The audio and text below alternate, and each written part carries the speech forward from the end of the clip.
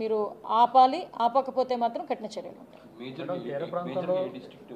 మనకి Kakinada, Amalapuram coastal districts అన్నిటికీ కూడా ఎఫెక్ట్ ఉంటుందండి. మేజర్గా మనకి కాకినాడ, అనకాపల్లి, విశాఖపట్నం అక్కడ నుంచి చూసుకున్నా కొన్ని ఏరియాస్లో అప్ టు నెల్లూరు, అన్నమయ్య వరకు కూడా వెళ్తుంది.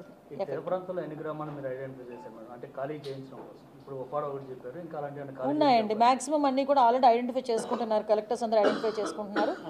రేపు మార్నింగ్ కల్లా ఎక్కడెక్కడ ఏరియాస్లో ఇంకొంచెం డీప్గా అనలైజ్ చేసుకుంటున్నారు. వాటన్నిటిని కూడా ఎవాక్యుయేట్ చేస్తాం ఇబ్బంది లేకుండా.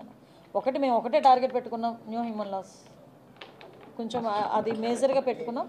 అంటే కొన్ని ఉప్పాడ లాంటి తీరాలు ఉన్నాయి. ఇప్పుడు మనకి వైజాగ్, అనకాపల్లి తీరం ఉందనుకోండి, పూడిమడక, నెక్స్ట్ మనకి రేవుపోలవరం ఇలాంటి ఏరియాస్ కొన్ని ఉన్నాయి. ఇటు కాకినాడ దగ్గరకు వచ్చేసరికి తొండంగి అలాంటి ఏరియాస్ కొన్ని ఉన్నాయి.